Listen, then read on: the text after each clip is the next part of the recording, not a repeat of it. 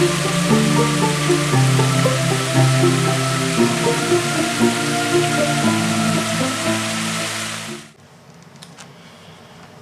morning, everyone.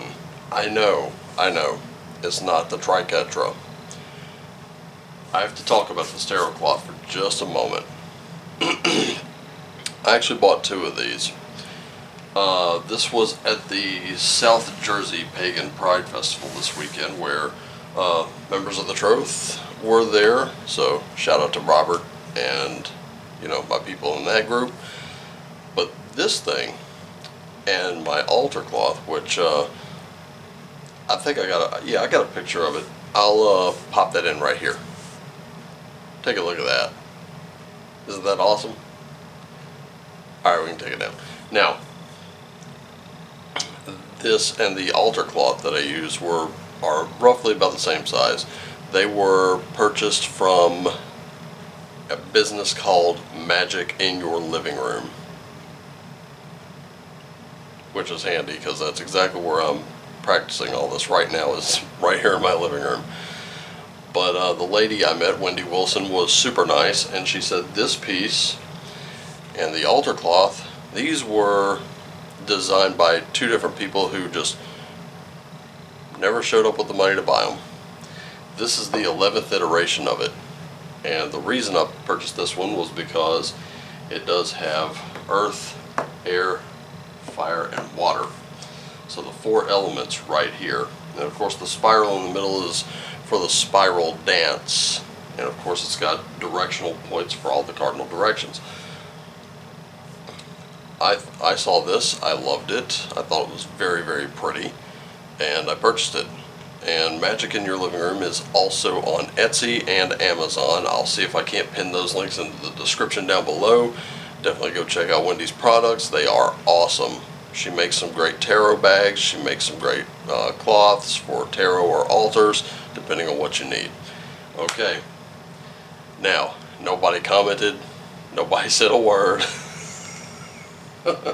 So, today, got my brand new deck that I also picked up at the same festival, Tarot Grand Luxe. We're going to be using that. The artwork, I'll be honest with you, I overlooked this deck for a long time, but the artwork is beautiful, and you will be seeing it today. So, I don't know if I have anything else that I'm thinking about. Oh yes, I do. And my phone is currently charging. You know what? We'll save it for tomorrow. I'll make some notes of it. Anyway, let's get down to the reading today. So, I'm thinking, what do you think? Just real 9-card spread, right? What we typically tend to do, just 3 cards up top for the mind, body, and for mind, body, spirit, that sort of thing. Let's do it. All right. So, let's start laying the cards out. I know how this looks, but trust and believe, it does actually fit this entire spread. Don't worry. I've got this. I actually checked it out.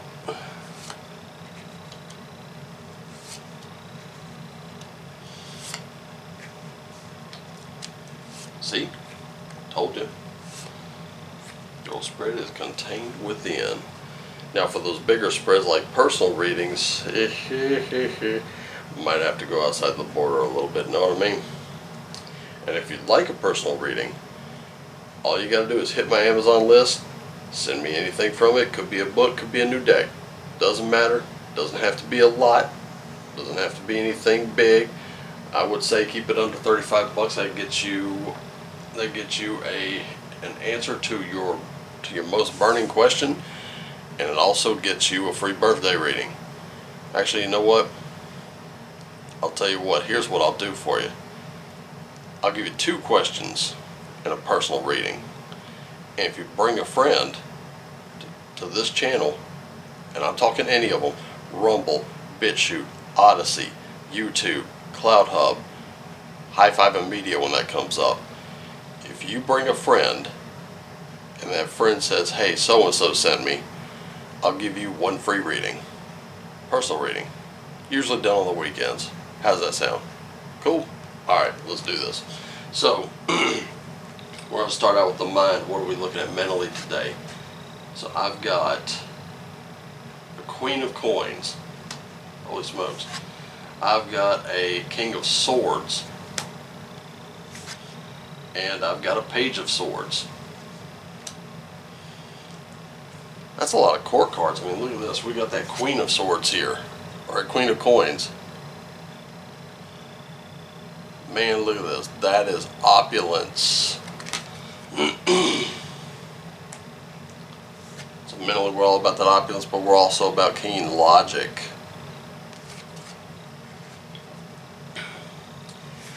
And a little bit of idealism. So in our minds today, we're looking at a way of, you know, here's my what I'm kind of getting from this. Don't let any kind of like financial situation change you. You know, you're always gonna have that sense of like, you are gonna have that keen intellect. That much is for certain. All right, you got an eye for making that money. But here's the thing. Don't ever forget that sometimes the ideal is a good thing. It can't just be coldly logical all the time. Sometimes it has to be a little young. That's what, like all last week we were talking about fairy tales and never-ending story, stuff like that, which, by the way, hoopladigital.com, if your library participates, you can actually listen to that book for free. So, here's what's going on. That kind of youthful idealism can be a good thing. You got to learn to balance these two out. And remember, keep your eye on the prize there. For the body, temperance. You got a Ten of Swords there. And then we got a Two of Coins. At temperance, this is where you learn it's a balancing act. It always is. This isn't the Justice card. The Justice card would still be about balance, but this is different. This is where you learn how to balance your energies. So keeping that balance between not going full bore and maybe just kind of chilling a little bit. Then you got this Ten of Swords. Ten of Swords is always one of those cards nobody ever wants. But this is what it is. It's transformation. Now in balance, you also have this Two of Coins here. That Two of Coins is kind of an interesting, it's kind of a bit of a juggling act, because you're not really sure which choice you want to make. This is about a choice. I mean, either way, looks like you come out kind of a winner there, but obviously make sure it stays within this balance, because you are coming up to a transformative time, and that transformative time, we talked about it yesterday, could be a little bit painful. In your spiritual set here, we've got Six of Cups. I've got an Empress, and then we got the Star. Six of Cups. Kind of remembering our childhood a little bit. We're pointing at that Page of Swords there. But this is the emotional part, right? This is always going to be the intellectual part, but, you know, show you these two cards together just real quick. So, you've got those two together. The little boy who can, you know, take care of himself, and you got the little girl on the swing. I'm sensing a crush there. But things are beautiful. Things were beautiful during this period of your life. All right, this is a little bit of that reflection into that past, but at the same time, you also have this Empress here, and she's all about that. She's all about both nature and nurture, pointing at that Temperance card, pointing at that Ten of Coins, where you got to figure out the balance between everything you've been taught versus everything that you actually believe. See what I'm saying? Like, I could teach you certain things, but after a while, do you actually believe it? That's That's the key question. And then you have this star card. And the star is always a wonderful card because this is not the moon. The moon kind of makes things a little on the spooky side. Sometimes things are a little scary, right? But in our case, the star makes things a lot better. Because when the star comes up, the star knows how to kind of take care of us a little bit. But that's your hope and your proverbial light at the end of the tunnel. Okay. I really kind of want to revisit that Six of Cups just for a minute here.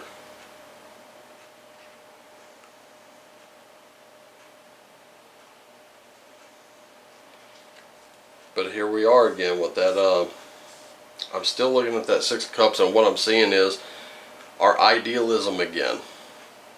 This is where we get idealistic. And I'm seeing kind of an interesting pattern here. And what I'm seeing is, this is kind of in between the two. Alright, so between that Page of Swords, Temperance, and then this reflection back to like old childhood memories. I'm still seeing that sense of idealism, but I'm seeing it kind of lost with this Ten of Swords, like it might have been damaged.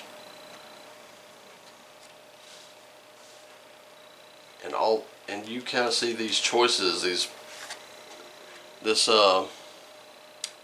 represents a financial choice, and I'm telling you right now,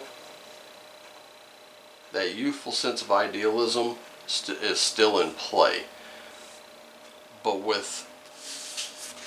you're going to need to, take a little time out. Here's what I'm seeing. I'll just kind of sum it up. Some of you are kind of looking for that life of opulence, or at least some kind of financial security. There's nothing wrong with that.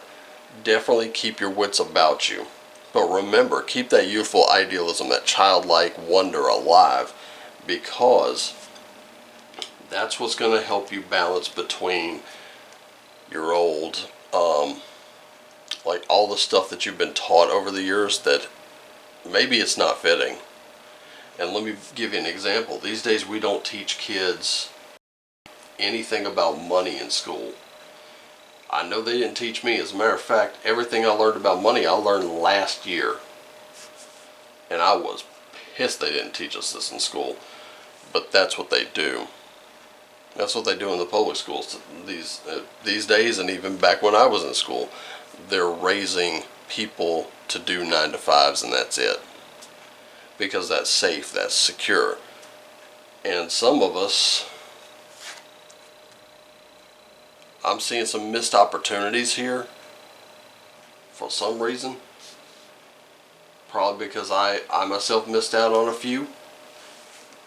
But here's the thing. Some of us see those missed opportunities and we think money bad. Anyone with money bad. And that's not so. Money is energy. It's like everything else. It's like having an abundance of electricity. It's like having an abundance of gas in your car. It's like having, it's like having an abundance of food in your home. Just because you have a lot doesn't make you a bad person. As a matter of fact, if money does anything, it already amplifies who you are. So if you're the type of person who would be charitable to someone else, it's going to make you more charitable. If you're the type of person who is just a straight up jerk, it's going to make you more of a straight up jerk. It'll probably turn you into a full douche after a while. See what I'm saying? They say money's a great servant but a lousy master, and in this case we can definitely see where there's that warning. Don't lose your sense of childlike wonder and optimism and idealism. Because then, once you get that money, once you have that wealth here, you are now in a better position to help others, if that's what you wanted to do. But the thing is, some of us, we're not looking for much, right? We're just looking to have that financial security, maybe have a little more freedom in our lives, and that's what we're after at the moment. I can tell you one thing, some people have lost their way. But there is hope. There's hope in that star. We see that star, we just follow it. But remember, it's all about putting mind, body, and spirit together, doing that which lights you up, being in your truth, and that way nothing can take you out of it, right?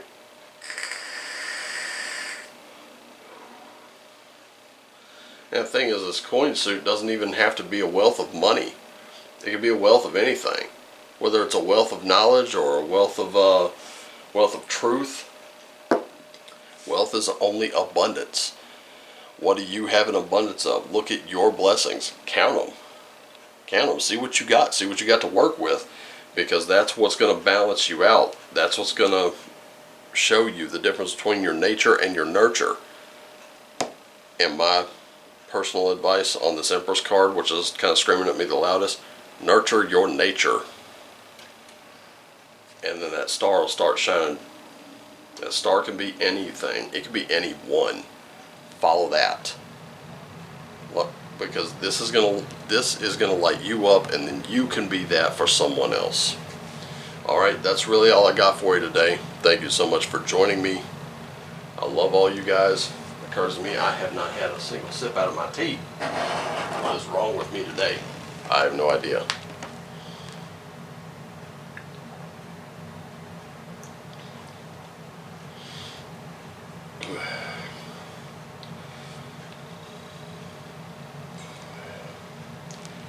So, I'm going to get out of here, get this thing in the pipe, that way I can get it out to you before I have to leave at 11. Like I said, I'm staring down a pretty hard week. Actually, what I thought was a week straight may not even be that. So, weekend readings might just happen. Don't know yet. We're going to see. Things are going to work out today. We'll know how things hash out. Anyway.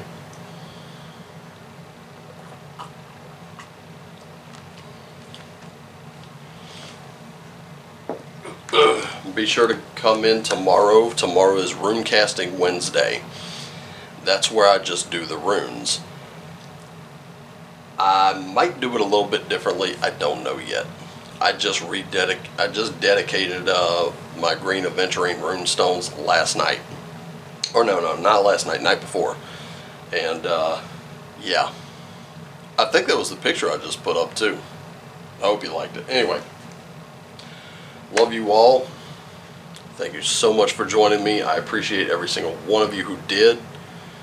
Next time, bring a friend. Both of you have a cup of coffee or a cup of tea with me. Love doing these little forecasts like this. This is fun. In any case, I gotta get out of here. Do what lights you up. Remember, you are the most powerful person that you can be, and you're only gonna get even more powerful from here. Be the hero or the heroine of your own story. And as always, shine on.